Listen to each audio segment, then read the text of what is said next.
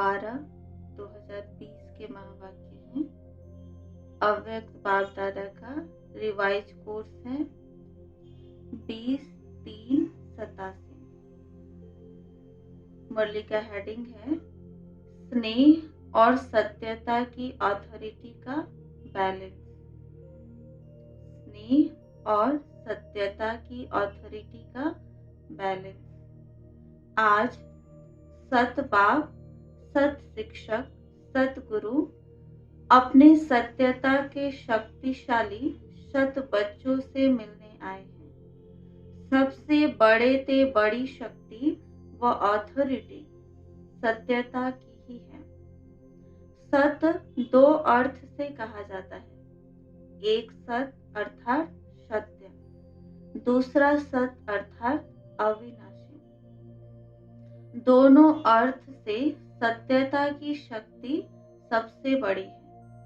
बाप को सत बाप कहते हैं। बाप तो अनेक हैं, लेकिन सत बाप एक है। सत शिक्षक, सदगुरु एक ही है। सत्य को ही परमात्मा कहते हैं, अर्थात परम आत्मा की विशेषता सत्य अर्थात सत है। आपका गीत भी है, सत्यम, सत्य ही शिव है। दुनिया में भी कहते हैं सत्यम शिवम सुंदरम। साथ साथ बाप परमात्मा के लिए सतचित आनंद स्वरूप कहते हैं। आप आत्माओं को सच्चित आनंद कहते हैं, तो सत शब्द की महिमा बहुत गाई हुई है। और कभी भी कोई भी कार्य में अथॉरिटी से बोलते तो यही कहेंगे, मैं सच्चा हूँ, इसलिए अथॉरिटी से बोलता हूँ। सत्य के लिए गायन है, सत्य की नाव डोलेगी लेकिन डूबेगी नहीं। आप लोग भी कहते हो सच तो बिठो नच। सच्चा अर्थात सत्यता की शक्ति वाला सदा नाचता रहेगा, कभी मुरझाएगा नहीं, उलझेगा नहीं, घबराएगा नहीं, कमजोर नहीं होगा। सत्यता की शक्ति वाला सदा खुशी में नाचता रहेगा। शक्तिशाली होगा, सामना करने की शक्ति होगी, इसलिए घबराएगा नहीं। सत्यता को सोने के समान कहते हैं, असत्य को मिट्टी के समान कहते हैं। भक्ति में भी जो परमात्मा की तरफ लगन लगाते हैं, उन्हों को सत्संगी कहते हैं, सत का संग करने वाले। और लास्ट में जब आत्मा शरीर छोड़ती है तो भी क्या कहते हैं? सत नाम संग है। तो सत अविनाशी, सत सत्य है। सत्यता की शक्ति महान शक्ति है। वर्तमान समय मैच्योरिटी लोग आप सबको देखकर क्या कहते हैं? इन्हों में सत्यता की शक्ति है। तब इतना समय वृद्धि करते हुए चल रहे हैं। सत्यता कब हिलती नहीं है, अचल होती है। सत्यता वृद्धि को प्राप्त करने की विधि है। सत्यता की शक्ति से सतयुग बनाते हो, स्वयं भी सत्य नारायण, सत्य लक्ष्मी बनाते हो। स्वयं भी सत्य नारायण, सत्य लक्ष्मी बनते हो। यह सत्य ज्ञान है, सत बाप का ज्ञान है, इसलिए दुनिया से न्यारा और प्यारा है। तो आज बाप दादा सभी बच्चों को देख रहे हैं कि सत्य ज्ञान की सत्यता की अथॉरिटी कितनी धारण की है। सत्यता हर आत्मा को आकर्षित करती है। चाहे आज की दुनिया झूठ खंड है, सब झूठ है, अर्थात सब में झूठ मिला हुआ है, फिर भी सत्यता की शक्ति वाले विजयी बनते हैं। सत्यता की प्राप्ति खुशी और निर्भयता है। सत्य बोलने वाला सदा निर्भय होगा, उनको कब भय नहीं होगा। तो जो सत्य नहीं होगा तो उनको भय जरूर होगा। तो आप सभी सत्यता के शक्तिशाली श्रेष्ठ आत्माएं हो। सत्य ज्ञान, सत्य वाक, सत्य प्राप्ति, सत्य याद, सत्य गुण, सत्य शक्तियां सर्व प्राप्ति है। तो इतनी ऑथोरिटी का नशा रहता है। ऑथोरिटी का अर्थ अभिमान नहीं है। जितना बड़े थे बड़ी ऑथोरिटी, उतना उनकी वृत्ति में रूहानी ऑथोरिटी रहती है। वाणी में स्नेह और नम्रता होगी, यही ऑथोरिटी की निशानी है। जैसे आप लोग वृक्ष का दृष्टांत देते हो। वृक्ष में जब संपूर्ण फल की ऑथोरिटी आ जाती है तो वृक्ष झुकता है, अर्थात निर्माण बनने की सेवा करता है। ऐसे रूहानी ऑथोरिटी वाले बच्चे जितनी बड़ी ऑथोरिटी उतने निर्माण और सर्व के स्नेही होंगे। लेकिन सत्यता की ऑथोरिटी वाले निरहंकारी होते हैं। तो ऑथोरिटी भी हो, नशा भी हो और निरंकारी भी हो, इसको कहते हैं सत्य ज्ञान का प्रत्यक्ष स्वरूप। जैसे इस झूठ खंड के अंदर ब्रह्मा बाप सत्यता की ऑथोरिटी का प्रत्यक्ष साकार स्वरूप देखा ना, उनके ऑथोरिटी के बोल कभी भी अहंकार की भासना नहीं देंगे। मुरली सुनते हो तो कितनी ऑथोरिटी के बोल हैं, लेकिन अभिमान के नहीं। ऑथोरिटी के बोल में स्नेह समाया हुआ है, निर्माणता है, निरअहंकार है, इसलिए ऑथोरिटी के बोल प्यारे लगते हैं। सिर्फ प्यारे नहीं लेकिन प्रभावशाली होते हैं। फॉलो फादर है ना। सेवा में व कर्म में फॉलो ब्रह्मा बाप है, क्योंकि साकारी दुनिया में साकार एग्जाम्पल है, सैंपल है। तो जैसे ब्रह्मा बाप को कर्म में, सेवा में, सूरत से, हर चलन से, चलता फिरता ऑथोरिटी स्वरूप देखा, ऐसे फॉलो फादर करने वाले में भी स्नेह और ऑथोरिटी, निर्माणता और महानता दोनों साथ साथ दिखाई दे। ऐसे नहीं सिर्फ स्नेह दिखाई दे और ऑथोरिटी गुम हो जाए, या ऑथोरिटी दिखाई दे और स्नेह गुम हो जाए।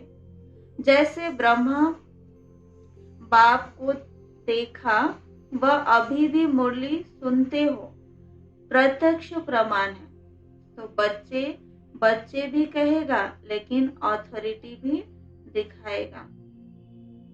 स्नेह से बच्चे भी कहेगा और ऑथोरिटी से शिक्षा भी देगा। सत्य ज्ञान को प्रत्यक्ष भी करेंगे, लेकिन बच्चे कहते नया ज्ञान सारा स्पष्ट कर देंगे। इसको कहते हैं स्नेह और सत्यता की ऑथोरिटी का बैलेंस। तो वर्तमान समय सेवा में इस बैलेंस को अंडरलाइन करो। धरनी बनाने के लिए स्थापना से लेकर अब तक 50 वर्ष पूरे हो गए। विदेश की धरनी भी अब काफी बन गई है। भल 50 वर्ष नहीं हुए हैं, लेकिन बने बनाए साधनों पर आए हो, इसलिए शुरू के 50 वर्ष और अब के 5 वर्ष बराबर हैं। डबल विदेशी सब कहते हैं हम last so fast so first हैं, तो समय में भी first so fast so first होंगे ना। निर्भय की अथॉरिटी जरूर रखो। एक ही बाप का नया ज्ञान सत्य ज्ञान है और नए ज्ञान से नई दुनिया स्थापन होती है। यह अथॉरिटी और नशा स्वरूप में इमर्ज हो। 50 वर्ष तो मर्ज रखा, लेकिन इसका अर्थ यह नहीं कि जो भी आवे उनको पहले से ही नए ज्ञान की नई बातें सुनाकर कंफ्यूज कर दो। यह भाव नहीं है। धरनी, नब्ज, समय, यह सब देख करके ज्ञान लेना, यही नॉलेजफुल की निशानी है। आत्मा की इच्छा देखो, नब्ज देखो, धरनी बनाओ, लेकिन अंदर सत्यता के निर्भयता की शक्ति जरूर हो। लोग क्या कहेंगे यह भय न हो। निर्भय बन धरनी भल बनाओ। कई बच्चे समझते हैं यह ज्ञान तो नया है। कई लोग समझ ही नहीं सकेंगे, लेकिन बेसमझ को ही तो समझाना है। यह जरूर है, जैसा व्यक्ति वैसी रूपरेखा बनानी पड़ती है, लेकिन व्यक्ति के प्रभाव में नहीं आ जाओ। अपने सत्य ज्ञान की अथॉरिटी से व्यक्ति को परिवर्तन करना ही यह लक्ष्य नहीं भूलो। अब तक जो किया वह ठीक था, करना ही था, आवश्यक था, क्योंकि धरनी बनानी थी। लेकिन कब तक धरनी बनाएंगे और कितना समय चाहिए? दवाई भी दी जाती है तो पहले ही ज्यादा ताकत की नहीं दी जाती, पहले हल्की दी जाती। लेकिन ताकत वाली दवाई दो ही नहीं, हल्की पर ही चलाते चलो, यह नहीं करो। किसी कमजोर को हाई पावर वाली दवाई दे दी तो यह भी रॉन्ग है। परखने की भी शक्ति चाहिए, लेकिन अपने सत्य नए ज्ञान की अथॉरिटी जरूर चाहिए। आपकी सूक्ष्म अथॉरिटी की वृत्ति ही उन्हों की वृत्तियों को चेंज करेगी। यह धरनी बनेगी। और विशेष जब सेवा कर मधुबन तक पहुंचते हो तो कम से कम उन्हों को यह जरूर मालूम पड़ना चाहिए। इस धरनी पर उन्हों की भी धरनी बन जाती है। कितनी भी कलराठी धरनी हो, किस भी धर्म वाला हो, किस भी पोजीशन वाला हो, लेकिन इस धरनी पर वह भी नम्र हो जाते हैं और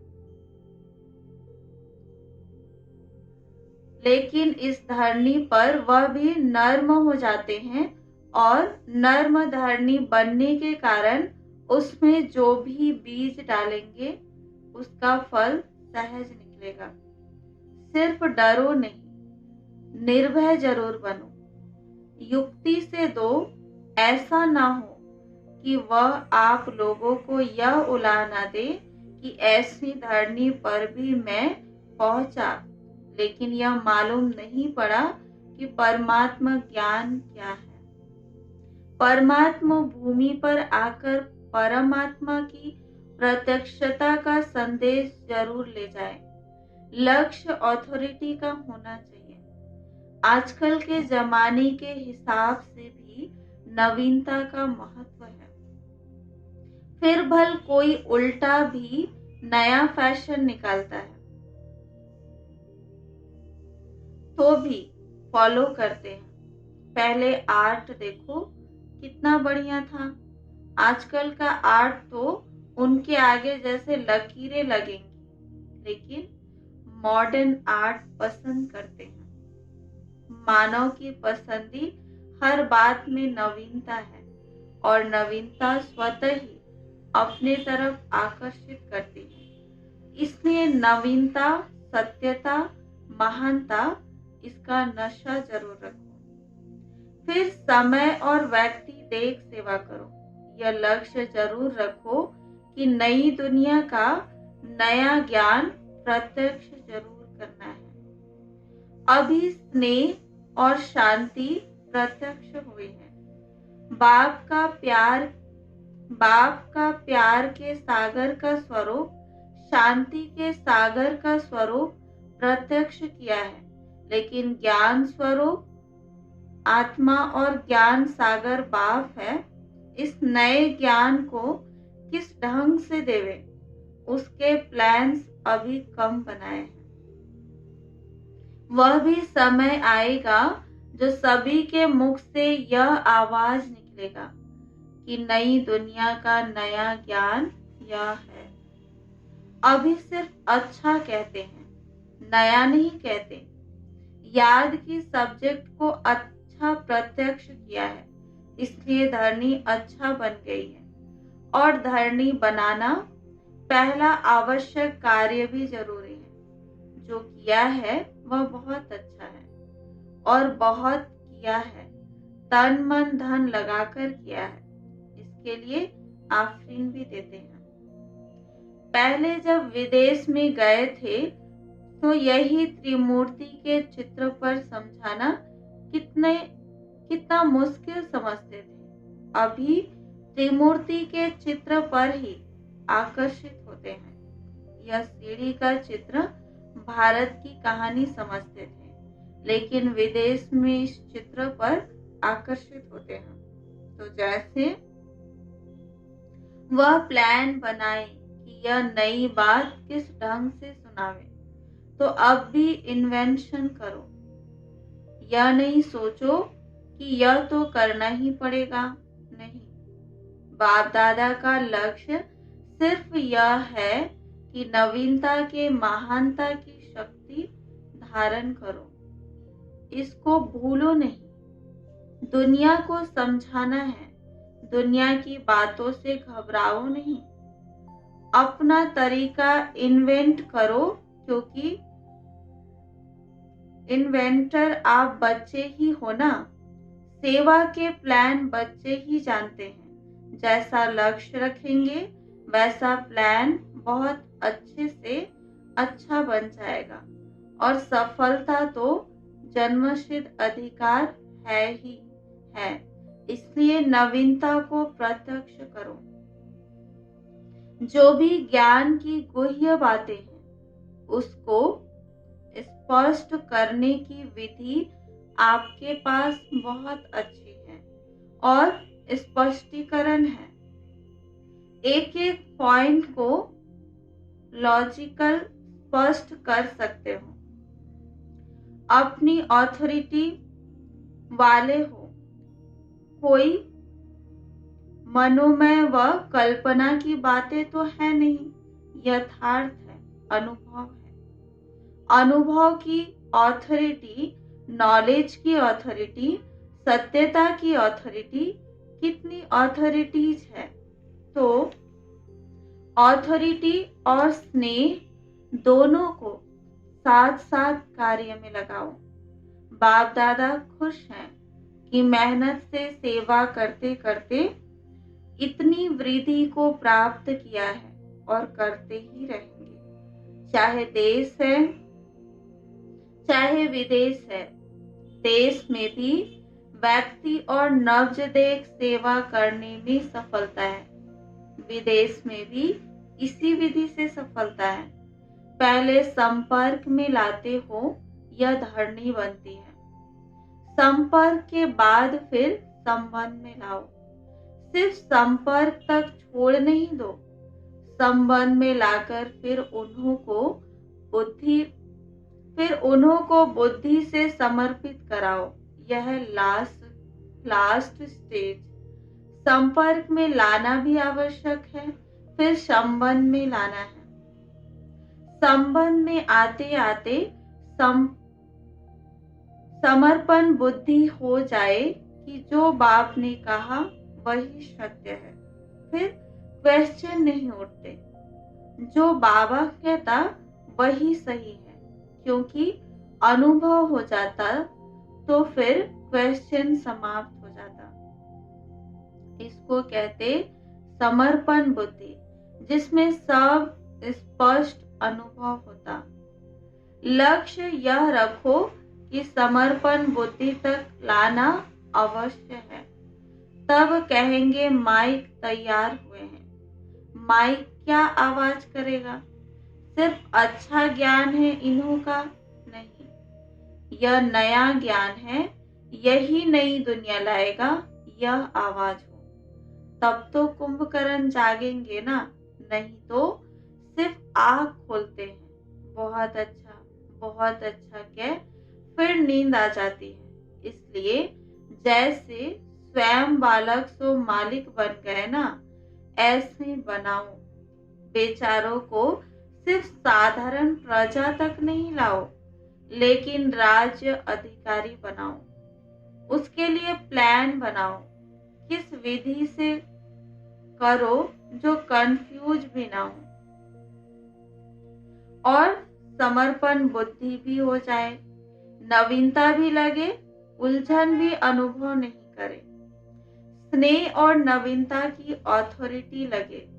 अब तक जो रिजल्ट रही, सेवा के विधि ब्राह्मणों की वृद्धि रही, वह बहुत अच्छा है, क्योंकि पहले बीज को गुप्त रखा। वह भी आवश्यक है। बीज को गुप्त रखना होता है, बाहर रखने से फल नहीं देता। धरनी के अंदर बीज को रखना होता है, लेकिन अंदर धरनी में ही न रह जाए, बाहर प्रत्यक्ष हो, फल स्वरूप बने। यह आगे की स्टेज है, समझा? लक्ष्य रखो, नया करना है। ऐसे नहीं कि इस वर्ष ही हो जाएगा, लेकिन लक्ष्य बीज को भी बाहर प्रत्यक्ष करेगा। ऐसे भी नहीं सीधा जाकर भाषण करना शुरू कर दो। पहले सत्यता के शक्ति की भाषणा दिलाने के भाषण करने पड़ेंगे। आखिर वह दिन आए, यह सबके मुख से निकले। जैसे ड्रामा में दिखाते हो ना, सब धर्म वाले मिलकर कहते हैं हम एक हैं, एक के हैं। वह ड्रामा दिखाते हो, यह प्रैक्टिकल में स्टेज पर सब धर्म वाले मिलकर एक ही आवाज में बोले, एक बाप है, एक ही ज्ञान है, एक ही लक्ष्य है, एक ही घर है, यही है। अब यह आवाज चाहिए। ऐसा दृश्य जब बेहद की स्टेज पर आए, तब प्रत्यक्षता का झंडा लहराएगा और इस झंडे के नीचे सब यही गीत गाएंगे। सबके मुख से एक शब्द निकलेगा, बाबा हमारा।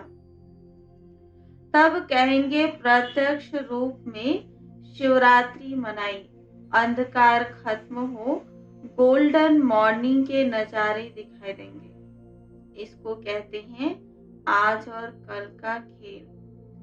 आज अंधकार, कल गोल्डन मॉर्निंग। यह लास्ट पर्दा, समझा? बाकी जो प्लान बनाए हैं वह अच्छे हैं।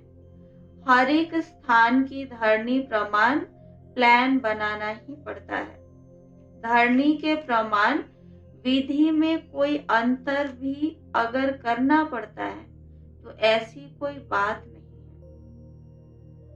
लास्ट में सभी को तैयार कर मधुबन धरनी पर छाप जरूर लगानी है। भिन्न भिन्न वर्ग को तैयार कर स्टैंप जरूर लगानी है। पासपोर्ट पर भी स्टैंप लगाने सिवाय जाने नहीं देते हैं ना, तो स्टैंप यहाँ मधुबन में ही लगेगी। यह सब तो है ही सरेंडर। अगर यह सरेंडर नहीं होते तो सेवा के निमित्त कैसे बनते? सरेंडर है तब ब्रह्मा कुमार ब्रह्मा कुमारी बन सेवा के निमित्त बने। देश चाहे विदेश में कोई क्रिश्चियन कुमारी व बौद्धि कुमारी बनकर तो सेवा नहीं करते हो, बीके बनकर ही सेवा करते हो ना। तो सरेंडर ब्राह्मणों की लिस्ट में सभी हैं, अब औरों को कराना है। मरजीवा बन गए, ब्राह्मण बन गए। बच्चे कहते मेरा बाबा, तो बाबा कहते तेरा हो गया, तो सरेंडर हुआ ना।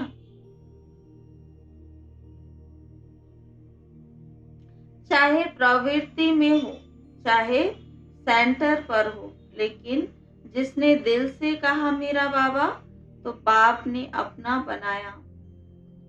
यह तो दिल का सौदा है, मुख का स्थूल सौदा नहीं है, यह दिल का है। सरेंडर माना श्रीमत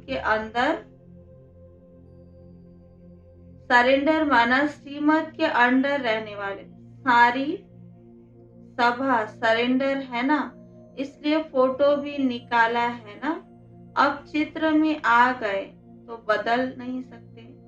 परमात्मा घर में चित्र हो जाए, यह कम भाग्य नहीं है। यह स्थूल फोटो नहीं, लेकिन बाप के दिल में फोटो निकल गया। अच्छा, सर्व सत्यता की अथॉरिटी वाली श्रेष्ठ आत्माओं को, सर्व नवीनता और महानता को प्रत्यक्ष करने वाले सच्चे सेवाधारी बच्चों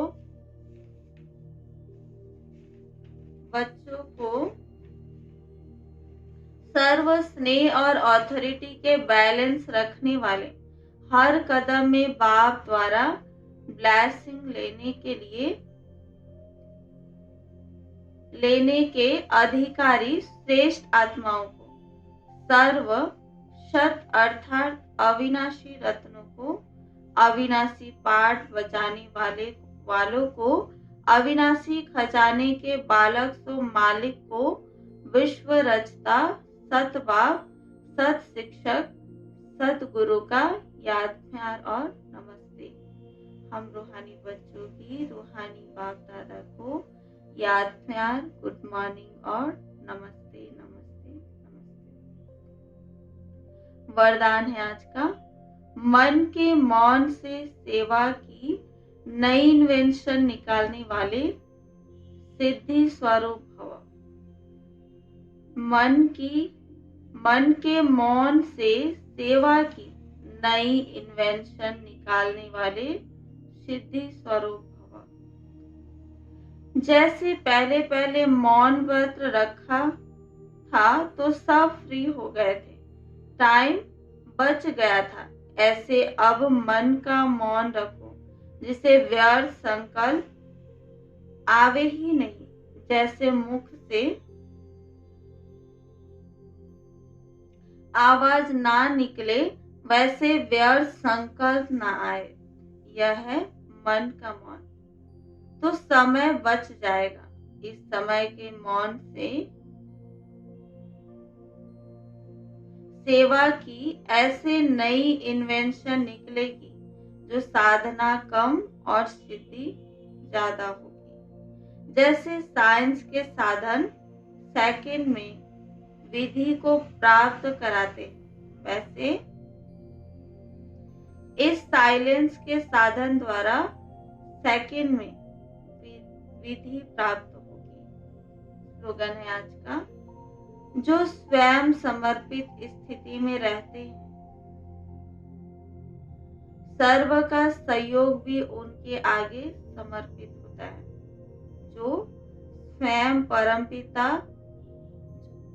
जो स्वयं समर्पित स्थिति में रहते हैं, सर्व का सहयोग भी उनके आगे समर्पित होता है।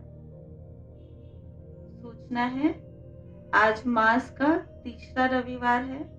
सभी राजयोगी तपस्वी भाई बहनें सायं 6:30 से 7:30 बजे तक विशेष योग अभ्यास के समय अपने लाइट माइट स्वरूप में स्थित हो भ्रिकुटी के मध्य बाप दादा का आह्वान करते हुए कंबाइंड स्वरूप का अनुभव करें और चारों ओर लाइट माइट की किरणें फैलाने की सेवा करें। अच्छा,